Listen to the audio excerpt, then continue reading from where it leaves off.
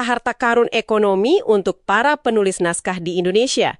Tujuan kita hari ini sederhana, menjungkir balikan cara Anda melihat naskah. Bukan lagi sekedar karya seni, tapi aset.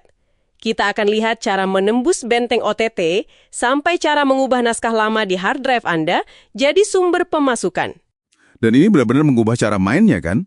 Sumber-sumber Anda menunjukkan kalau era jual putus naskah itu sudah lewat. Sekarang kuncinya adalah mengelola setiap naskah seperti properti yang bisa disewakan ke banyak pihak secara bersamaan. Bukan tiket lotre yang sekali pakai langsung hangus. Oke, mari kita mulai dari mitos pertama. Intuisi kita pasti, saya punya naskah bagus, saya kirim langsung ke Netflix. Tapi ternyata menurut sumber Anda itu jalan buntu ya? Kenapa gitu? Benar sekali, itu jalan buntu. Mereka punya apa yang disebut closed door policy. Intinya, mereka tidak akan membaca naskah yang datang dari orang yang tidak dikenal. Itu untuk menghindari tuntutan hukum di kemudian hari.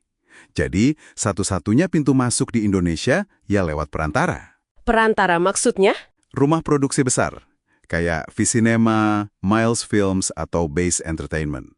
Jadi strateginya harus direct to producer. Berarti kita harus bisa meyakinkan produser dulu. Dan disinilah sumber Anda menyoroti satu alat yang jadi kunci emas, yaitu pitch deck. Ini bukan naskahnya kan? Jadi apa isinya? Tepat. Ini dokumen krusial yang secara visual meringkas semuanya. Ada logline, sinopsis, profil karakter, bahkan referensi visual atau mood board. Anggap saja ini trailer film Anda, tapi dalam bentuk PDF. Oke. Bahkan sebelum satu baris dialog pun ditulis. Ini seni menghasilkan uang tersendiri. Oke, jadi kuncinya pitch deck yang solid untuk bisa tembus ke produser. Tapi kalau berhasil, sepadan nggak sih usahanya? Mari kita lihat angka-angka yang ada di sumber Anda. Untuk film box office atau film layar lebar yang sukses besar, penulis kelas A bisa dibayar 150 juta sampai lebih dari 350 juta rupiah. Lumayan. Tapi yang membuat saya paling kaget dari sumber Anda justru bukan ini. Ada harta karun tersembunyi yang sepertinya banyak orang lewatkan. Anda menyentuh poin yang krusial di sana. Sumber Anda menyoroti dua jalur pendapatan yang sering sekali terabaikan. Pertama, lisensi teater untuk sekolah. Oke. Coba bayangkan ribuan sekolah di Indonesia yang setiap tahun butuh naskah untuk pentas seni kan? Naskah drama lama Anda bisa dilisensikan dengan biaya terjangkau. Katakanlah Rp500.000 per pementasan. Wow, jadi naskah drama tugas kuliah dulu bisa jadi mesin ATM kecil ya? Oke, itu satu.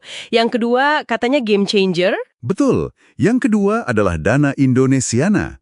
Ini adalah dana abadi dari pemerintah yang bisa membiayai proses riset dan penulisan naskah Anda dari awal. Ini seperti mendapatkan investor pertama sebelum ada produser yang melirik. Pemerintah seolah-olah membayar Anda untuk menciptakan karya baru. Ini menarik sekali karena mengubah total model bisnis seorang penulis. Dan ini nyambung ke strategi terakhir yang disebut The Wattpad Effect. Logikanya dibalik. Jangan tulis skenario dulu, tapi tulis ceritanya sebagai novel di platform seperti Wattpad atau Kuiku. Dan bangun audiens jutaan orang di sana. Tapi, apakah ini tidak berisiko? Bagaimana jika setelah membangun audiens, tidak ada produser yang tertarik? Itu pertanyaan yang bagus, dan disitulah pergeseran pola pikirnya. Menurut sumber Anda, bahkan jika tidak ada yang melirik untuk film, Anda sudah punya aset, sebuah novel dengan basis penggemar yang bisa dimonetisasi lewat cara lain. Tapi yang terjadi justru sebaliknya. Produser zaman sekarang itu kan sangat menghindari risiko. Ketika Anda datang bukan dengan ide, tapi dengan aset terbukti, lengkap dengan data jutaan pembaca, wah, posisi tawar Anda meroket. Anda mengubah risiko produser menjadi keuntungan Anda. Jadi, kalau kita tarik benang merahnya, semua ini soal diversifikasi. Sumber-sumber Anda sangat jelas soal ini.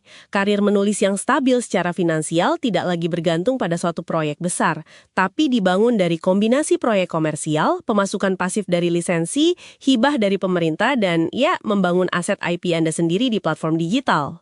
Dan ini memunculkan satu pertanyaan penting untuk Anda. Jika saat ini ada naskah-naskah lama Anda yang tersimpan di hard drive, langkah konkret apa yang bisa Anda ambil minggu ini? Entah itu membuat satu pitch deck sederhana, atau membuat katalog untuk lisensi teater.